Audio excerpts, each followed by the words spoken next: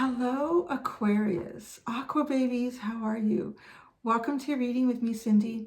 We're going to do blind spot today. I want to find out what the blind spot is around you, coming towards you. And then I want to know what the side effect of this is. I'm going to use my Starman Tarot. And I'm going to use, wow, such an Aquarian card at the bottom. The Alien. It's kind of like the Hanged Man, but it's a little more out there. And then I'm using my, is this the Millennium Toss deck? Yeah, this is the Millennium Toss. I have so many now. I tell you, I can't keep them all straight, the names. So we're going to start with Aquarius. There is an extended at the end of this reading. The link is at the top of the description if you're drawn to it. I will look further into future energies and guidance for you in the extended. And I do apologize. I have so much wax in my mouth right now with all the orthodontic stuff. So I'm sorry if my speech is a little bit muffled or slurred. I'm doing my best. All right, Aquarius, what is the blind spot for Aquarius? Blind spot and the side effect. The blind spot and the side effect for Aquarius.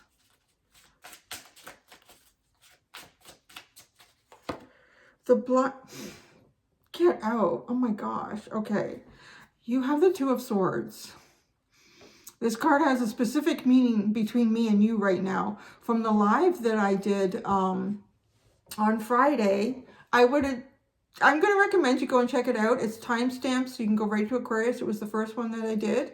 This card talks to me about being at a point where you are moving off from one part of your life, like the storybook. I want to call it like the volumes in your life. Like this is not just a chapter. You're not just switching chapters here. You're going to a whole new volume, a whole new like volume 2, 3, or 4, whatever that is for you.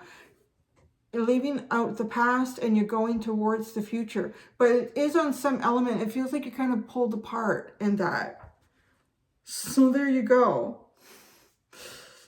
As a blind spot, maybe you don't realize how close you are to leaving the old and going into the new. Like really close.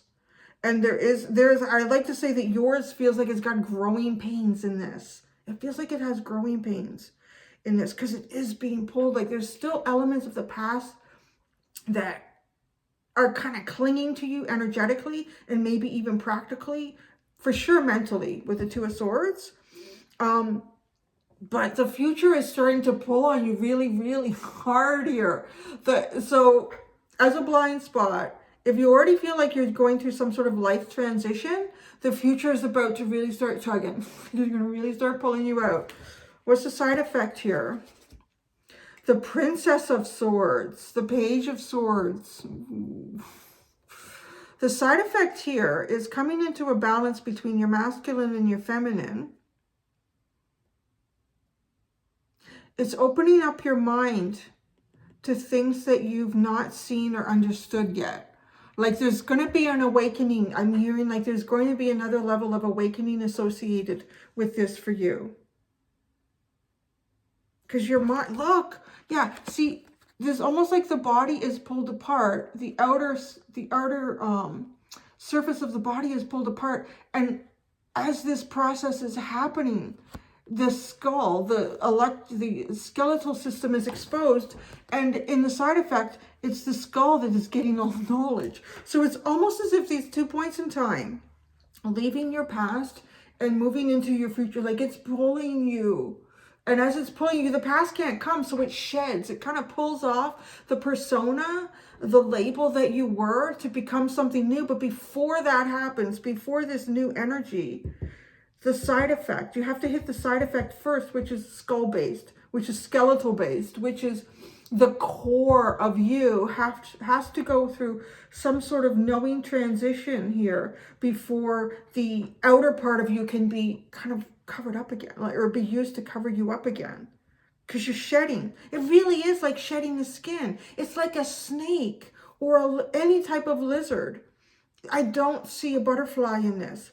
I see I see a lizard or a snake, and it's the skin is coming off. But when that skin comes off, you have to sit there for a minute, right? And you have to let that kind of, it's so soft. It's so soft, and it's so vulnerable. It's the most vulnerable point in time, I think, for reptiles when they go through that shedding of the skin. But then that, you know, that does eventually, you push past it and the skin is whole again, but it's new. It's like being birthed. Okay, so go. I love this deck. I haven't used this deck in so long. Ooh, the Eight of Swords. No, the Eight of Pentacles and the Seven of Swords. And the Star at the bottom. Look at you. You are, the cosmos are changing around you. You're about to be elevated. This is your blind spot. You're about to be elevated. You're coming up out of the maze, out of any sort of confusion that's existed from the past. And you're starting to work with what you're going to work. You're going to work with all sorts of new elements, and you're... It always goes to me. I'm always a person at the campfire too. I always have to move around and it follows me. Stop it. And then you have the Seven of Swords. Look at that. Like, oh, this reminds me of the same box here. Like this golden maze, like coming out of it, finally seeing clearly, and coming out and running right towards you. Right towards who you're meant to be in this life. Oh, look at this blind spot. I mean, healed. Boy, she is really, like, just electrified. Pulling in information. It kind of feels like you're... Now, I want to say there's got to be another volume to this book of your life. Because the volume that you're about to go into, like, you know, like you have volumes, volume 1, 2, 3, 4. Usually you'd see it like in something like an encyclopedia or a trilogy. Well, when it's more than 3 books, but you know what I'm saying. What you're going into right now, what you're about to go into, what the future is pulling on you. I just feel like it's like you're being pulled, but the past still has a hold, so it rips you apart and then it exposes this new, fresh part of you to go into the future. But it's kind of building you up to something else. It's almost like releasing your superpowers. What your superpowers are meant to be in this lifetime, obviously meant to work with these. With the Eight of Pentacles, you're meant to work. You're meant to do something here. Probably for humanity, for something beyond just yourself. But the cycle you're going into, this blind spot, is really just for yourself. I'm kind of seeing and feeling and hearing that with this card. Because the Star is your card, and the Star is about healing, and this one is really about connecting with the cosmic energies and electricities that almost can't even be seen, but you're going to be feeling them. So that's what this is. You're going to be feeling things that you've never felt before. And then I feel like then there's another volume of life that comes after this, but it's not here. You can't go there yet. Let's go into the Millennium Toss. No, this is the Tarot of Dreams. That's what this is. This is the Tarot of Dreams. Yeah, the other one is the Millennium Toss. Yeah. Tarot of Dreams. Let's get 3 cards for your blind spot and the side effect. Yeah, this Star card is kind of like the side effect. You're getting ready to harness all of that power, but first it has to go in through the mind. And then it's almost like you can feel things. You're going to be an energetic feeler. That's what it, yeah, like an energetic feeler. You can feel energy coming off of things. If you can already do that, it's going to be even more pronounced. So that you can't do anything with it, is what I'm kind of hearing. You have to adapt to it and ground it in yourself before you can do anything with that. Like you could, I know there's some people that can read like jewelry and furniture. They can pick up a piece of jewelry and they can tell you the life that that person led. You know, if it's a 100-year-old piece of jewelry. But this is more than like you're going to really tap into people. It's almost, what I'm hearing and feeling and getting is, it's almost like an invasion of privacy on some level, but you're going to not be wanting to dive into it. Like it's going to feel like, why do I need to feel this? Or why do I need to explore this? I don't want to know that. So there's definitely like a period of time for you to get comfortable with it and just, yeah, ground into it. realize in yourself when you do and don't want to feel something, like kind of use this ability. Huh. Yeah.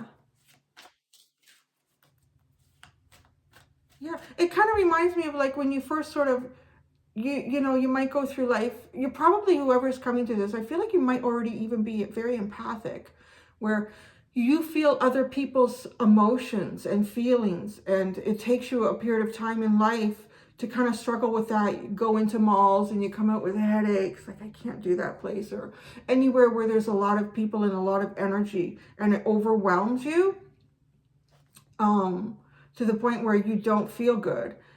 And then you kind of learn over time that, okay, I can use this to my benefit, and I can use this to help myself and others in life, but it's really just kind of managing that energy. And that's exactly what this, but it's a different. So I'm looking at your card. I try to do this now when I'm doing the readings. I'm looking at the card, and that's what it is. I would really recommend going to that Friday live that I did with Aquarius, because it's crazy that you got that card. And that was the card. And it was that reading was all about, what do they call it? Rising from the ashes, the alchemization of your soul. This is it. You're doing it. So crazy. Okay, yeah, we're going to pull out 3 cards. I don't know why I sat so long without using this deck. It wasn't time. I don't know. Now's the time. Now's the time for these messages, because they're not just simple earth-based, practical. These are really deep, spiritual development messages. Big cards. Oh, and look at this on the other end. Oh man, you're becoming a Jedi. Doing. Look at, like, you're being pulled apart. You've got the 3 of Swords, the 5 of Cups, and the Death card. Look at this scorpionic energy. This is your death and your rebirth. Are you ready? Were you aware how close it was? Because it's here. It's now. I'm telling you. Pain and protection. Protection from pain. Protection triggered by past pain. Disappointment. This is a really hard disappointment card for me. Like, it just, the scorpionic energy is just sort of thrown at you. This is like Mars and Scorpio, so it's intense. This is something that you have felt intensely, or you are feeling intensely. But then it's like, then the scorpionic energy that's really, to me, more pure, just heals it. It's the rebirth. God, it really is. You being like ripped apart. It's almost as if you are this snake or this lizard. A snake. There's a snake here. Ooh. Look at. I'm trying to find your zodiac symbol in this snaked up coil, and it's back in here. It's hidden. It's hidden because it has to come out. And it feels like it's almost maybe if a snake or a lizard could talk to us and tell us what it feels like the first time they shed their skin. Maybe it's a scary feeling. Like, what's going on? What's happening? It's like I'm falling apart. I'm falling apart. What's going on? I'm falling apart. Everything feels so extra sensitive. I can imagine, like, if you've ever had like a hangnail, or you've peeled, or a blister, and that skin has come up, the blister has popped. It is so super sensitive, that skin. I imagine that that's maybe what it feels like when a reptile has shed its skin. Its entire body feels like that, like super sensitive. Holy crap, is this how I'm supposed to live now? You know, the first time you've ever done it. But then the skin starts to kind of harden and thicken, and it's ready to move forward. That's what you're doing. Yeah. I know it's really out there. I'm feeling really out there lately. These are really out there. So the side effect is good stuff, man. Look at this. The 9 of Cups, the Queen of Pentacles, and the Hanging Man. This to me is my Jedi in training card. Really, like, this is like and it's going with this. Look at all of this symbolism, like these beams of light, these energy, beams of light, electricity, energy, downloads from outer space coming into you.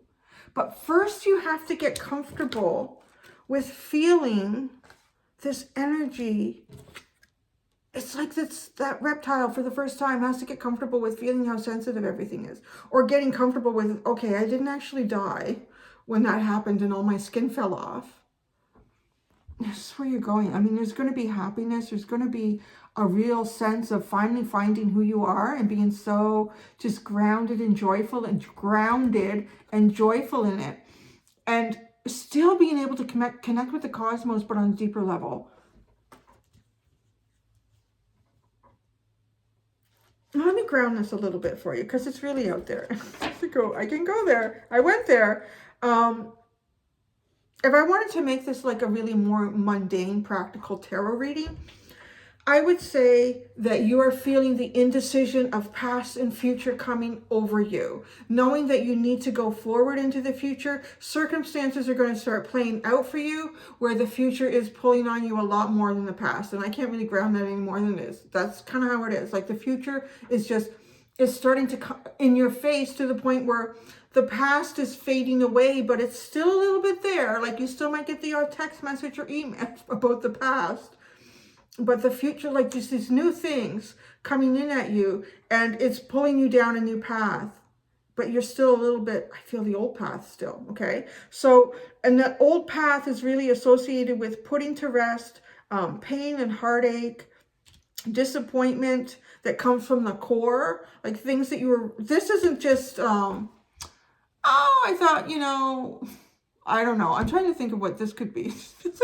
It's hard for me because like a lot of disappointments I've gone through in life are usually pretty big. So it's what it is. It's not something small. It's not, I don't know. I can't, maybe it's because I'm Aries and it's like anything that doesn't work out feels like a big disappointment. But that's what it is. Like it just feels like big. And it's hard, heavy. It's the dark end of Scorpio and then coming out on the light end. And here you are, you're uncoiling yourself. I'm still getting kind of esoteric with it. You're feeling the birth pains. It's I don't know why am I trying to force it to not be so esoteric? I don't know why. Maybe that's part of like the past and the future. Because that's a little bit what that is. Like I'm taking a reading that's hitting me with all this sort of cosmic information where I'm trying to ground it to be more earth-based. But that's kind of feels like what your blind spot is here. What is happening? What's about to happen to you? Where you're going to have been, things are very grounded and very practical and easy to explain. And what I see is what I know. And what you see is what we know. And it's, oh, yeah, that's good. Oh, that happened. Oh, that's weird. Let's not talk about going and then being pulled into like running into people that, oh, yeah, man. I had like an astral projection last night that was so trippy. Or like, it's just, you're going there.